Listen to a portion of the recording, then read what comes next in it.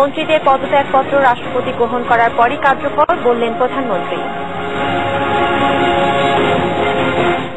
তত্ত্বাবধায়ক ফিরিয়ে আনতে আপোষের কোনো সুযোগ নেই, জাতীয় প্রেস ক্লাবে খালেদা জিয়া। দাবি আদায় নয়, হরতাল এখন আতঙ্কের নাম, অগ্নিদগ্ধ আরও 2 জনের মৃত্যু। ভয়াল সিডরের 6 বছর আজ, বিপর্যয় সামলে এখনো দাঁড়াতে পারেনি উপকূলের মানুষ।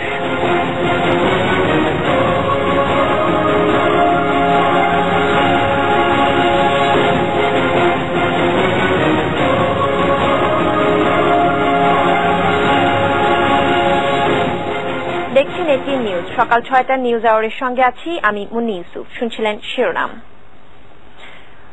দিন বদলের সাথে সাথে বদলে গেছে হরতালের চেহারা। দাবি আদায়ের রাজনৈতিক কর্মসূচি নিয়েছে সহিংস রূপ। নির্বিচারে পেট্রোল বোমার বিস্ফোরণ, আগুন, নির্বিচারে পুড়ছে গাড়ি, যন্ত্রণায় ছটফট করছে দগ্ধ মানুষ, উত্তপ্ত দেশ। তছনছ হচ্ছে অনেকের বেঁচে থাকার স্বপ্ন, বাড়ছে কান্না। আর এ নিয়ে আমাদের এই সপ্তাহের বিশেষ আয়োজন হরতালের আগুন। অসুবিধাটা কোথায় এই সংস্কার কর্মসূচি মেনে অবাধ নিরপেক্ষ নির্বাচন করা?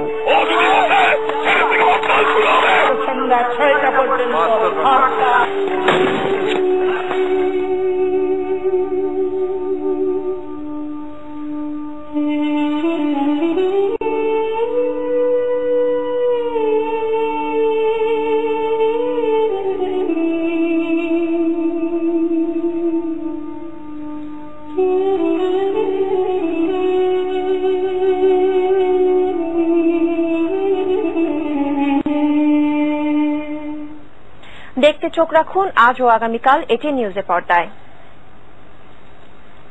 এবার পুরো খবর।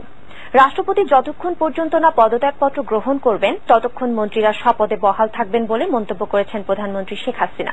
তিনি বলেন, প্রধানমন্ত্রীর কাছে পদত্যাগপত্র দিলেই পদত্যাগ বলে বিবেচিত হয় না। শেখ হাসিনা বলেন, গণতন্ত্রকে সমুন্নত রাখতে এমন কোনো ফাঁক রাখা যাবে না যাতে অসাংবিধানিক শক্তি ক্ষমতা দখল করতে পারে। বৃহস্পতিবার সকালে ঢাকা বিশ্ববিদ্যালয়ের নবাব নওয়াব আলী সিনেট ভবনে এক অনুষ্ঠানে প্রধানমন্ত্রী এসব কথা বলেন। গত সোমবার মন্ত্রিসভার বৈঠক শেষে মন্ত্রীরা সবাই প্রধানমন্ত্রীর কাছে পদত্যাগপত্র জমা দেন। তারপর থেকেই এ নিয়ে শুরু হয় নানা আলোচনা সমালোচনা। প্রশ্ন উঠে তাদের দায়িত্ব চালিয়ে যাওয়ার বৈধতা নিয়েও। অনেকেই নানা ধরনের ব্যাখ্যা দিতে শুরু করেন। তবে মন্ত্রীদের পদত্যাগ নিয়ে ঢাকা বিশ্ববিদ্যালয়ের অনুষ্ঠানে প্রথমবারের মতো কথা বললেন প্রধানমন্ত্রী শেখ হাসিনা। পদত্যাগ নিয়ে অযথা বিভ্রান্তি ছড়ানো হচ্ছে বলে অভিযোগ প্রধানমন্ত্রীর। আমাদের মন্ত্রীরা কিন্তু প্রধানমন্ত্রীর কাছে পদত্যাগের অভিপ্রায় ব্যক্ত করেছে। এখন এই অভিপ্রায় অনুযায়ী কাকে কাকে রাখবো কাকে না রাখবো সেটা কিন্তু এই প্রধানমন্ত্রী সেটাই নির্দিষ্ট করে মহামান্য রাষ্ট্রপতির কাছে এই প্রস্তাবটা উপস্থাপন করবেন। মহামান্য রাষ্ট্রপতি যখন এই প্রস্তাবে সই দেবেন তখনই কিন্তু মন্ত্রীদের বিদায় হবে, তার আগে কিন্তু বিদায় হয় না। সাবেক স্বরাষ্ট্র প্রতিমন্ত্রী সোহেল তাজের পদত্যাগের ব্যাখ্যা দিয়ে শেখ হাসিনা বলেন, রাষ্ট্রপতি গ্রহণ না করা পর্যন্ত মন্ত্রীরা শপথে বহাল থাকবেন। আমি দেখলাম যে টক শো এবং অন্যান্য আলোচনায় ভীষণ ভাবে তোলপাড় যে এই চিঠি দেওয়ার সাথে সাথেই নাকি তাদের পদটা বিলুপ্ত হয়ে যায়। তারা ভুলে গেলেন যেখানে মহামান্য রাষ্ট্রপতি তারও একটা ভূমিকা রয়েছে। রাষ্ট্রপতি যতক্ষণ পর্যন্ত ওই পদত্যাগ গ্রহণ না করবেন ততক্ষণ পর্যন্ত কিন্তু মন্ত্রীরা তাদের পদেই বহাল থাকে। সোহেল তার যখন পদত্যাগ করলো আমি ওটা গ্রহণ করলাম না। যতক্ষণ পর্যন্ত তার ওটা আমি গ্রহণ না করেছে সে কিন্তু মন্ত্রী পদেই ছিল। কাজে এই সোজা জিনিসটা না বুঝে এটাকে নিয়ে নানাভাবে মানুষকে বিভ্রান্ত করা। শেখ হাসিনা বলেন, গণতন্ত্রকে রক্ষা করতে অনেক সংগ্রাম করতে হয়েছে, আর কোন অগণতান্ত্রিক শক্তিকে ক্ষমতা দখলের সুযোগ না দেওয়ারও অঙ্গীকার করেন তিনি। যেহেতু আমরা বারবার ধাক্কা খেয়েছি এবং শেষ ধাক্কা তো আমি সেজন্য ঢাকা বিশ্ববিদ্যালয়ের কাছে কৃতজ্ঞ যে 2007 সালে যখন সেই মিলিটারি ব্যাকড তত্ত্বাবধায়ক সরকার আসলো সেই সময় ঢাকা বিশ্ববিদ্যালয়ের শিক্ষক ছাত্র এবং রাজশাহী বিশ্ববিদ্যালয়ের সব বিশ্ববিদ্যালয়ের শিক্ষক ছাত্ররাই কিন্তু সবার আগে মাঠে নেমে এসেছিলেন এবং প্রতিবাদ করেছিলেন। সেই দিন আপনারা সেই প্রতিবাদ এবং প্রতিরোধ গড়ে তুলেছেন বলেই কিন্তু আমরা গণতন্ত্র ফিরে পেয়েছিলাম। আমরা এই গণতান্ত্রিক ধারাবাহিকতা যেমন রক্ষা করতে চাই, সেই সাথে সাথে আমরা কোনো এতটুকু ফাঁক দিতে চাই না যে সামান্য একটু ফাঁক দিয়েও যেন আবার কেউ অসাংবিধানিক পন্থায় ক্ষমতা দখল করতে না পারে। এর আগে প্রধানমন্ত্রী ক্যাম্পাসে বিজয় ৭১ হল, MBA ভবন, শহীদ MA মুক্তাদির ভবন, শহীদ আবুল খায়ের, বঙ্গবন্ধু টাওয়ার ও শহীদ মুনীর চৌধুরী ভবন উদ্বোধন করেন। Pinaki Talukdar, ATN news, Dhaka. নির্দলীয় সরকারের আন্দোলনে আপোষ করার কোনো সুযোগ নেই বলে মন্তব্য করে বিরোধী দলীয় নেতা বেগম খালেদা জিয়া বলেছেন, আপোষ করা মানে অন্যায় করা। ন্যায়সঙ্গত আন্দোলন করছেন এমন দাবি করে তিনি বলেন, এই সরকারকে বিদায় দিয়ে সত্যিকারের জনগণের সরকার প্রতিষ্ঠা করতেই হবে। বৃহস্পতিবার সন্ধ্যা ৬টার দিকে বিএনপি চেয়ারপারসন বেগম খালেদা জিয়া জাতীয় প্রেস ক্লাবে পৌঁছালে প্রেস ক্লাবের নেতৃবৃন্দ তাকে স্বাগত জানান। বেগম জিয়ার সঙ্গে মতবিনিময় করলে বিএনপিপন্থী সাংবাদিকরা বলেন, দেশ আজ গভীর সংকটে। বেগম জিয়ার চলমান আন্দোলন সংগ্রামে পাশে থাকার ঘোষণা দেন তারা। আমি বিশ্বাস করি আমাদের দেশনেত্রী তার প্রজ্ঞা, মেধা এবং রাজনৈতিক জ্ঞান দিয়ে আমাদের আন্দোলনকে অত্যন্ত সুষ্ঠুভাবে তিনি পরিচালিত করবেন।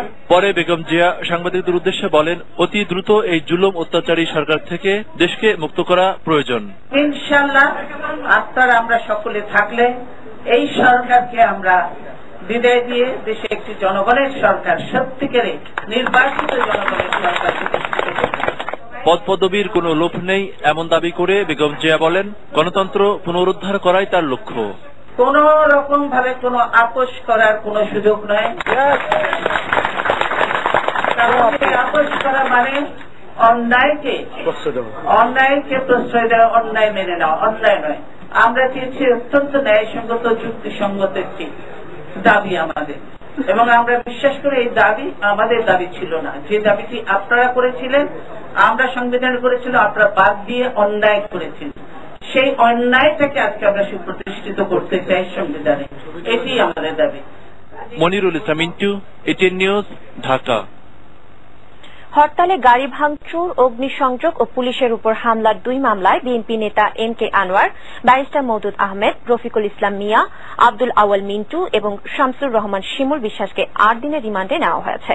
বৃহস্পতিবার সকালে 5 নেতার রিমান্ড ও জামিনের শুনানি শেষে মহানগর হাকিম রেজাউল করিম এই রিমান্ড মঞ্জুর করেন। তৃতীয় দফায় গত 8 নভেম্বর 72 ঘণ্টার হরতাল ঘোষণা করার পর বিএনপির এই 5 নেতাকে আটক করা হয়। পরদিন আদালতে হাজির করে গত 5 নভেম্বর হরতালে কমলাপুরে হাতবোমা বিস্ফোরণ, পুলিশের উপর হামলা ও 24 সেপ্টেম্বর মতিঝিলে গাড়ি ভাঙচুরের 2 মামলায় তাদের গ্রেপ্তার দেখিয়ে 10 দিন করে 20 দিন রিমান্ড আবেদন করা হয়। কিন্তু মামলার প্রয়োজনীয় কাগজপত্র না থাকায় বৃহস্পতিবার রিমান্ড আবেদনের শুনানির দিন ধার্য করেন আদালত। সকালেই আদালতে তাদের হাজির করা হয়। বেলা 11:30টার দিকে শুরু হয় শুনানি, শেষ হয় দুপুর 12:30টায়। উভয় পক্ষ শুনে পুলিশ 2টি মামলায়, একটি মামলায় 5 দিন এবং অন্য একটি মামলায় 3 দিনের রিমান্ড মঞ্জুর করেছে। মোট 8 দিনের পুলিশ রিমান্ড মঞ্জুর করেছে। রাজনৈতিক উদ্দেশ্যে বিএনপি নেতাদের রিমান্ডে নেওয়া হয়েছে জানিয়ে তাদের আইনজীবীরা বলছেন, এই রিমান্ড বেআইনি। শুনানির পর বিজ্ঞ ম্যাজিস্ট্রেট ওপেন আদালতে আদেশ দেননি, তিনি নেমে গিয়ে পরে পুলিশকে দিয়ে আদেশ শুনিয়েছেন। অর্থাৎ সরকারের চাপে বিজ্ঞ ম্যাজিস্ট্রেট নিরপেক্ষভাবে এই মামলায় আদেশ দিতে পারেন নাই।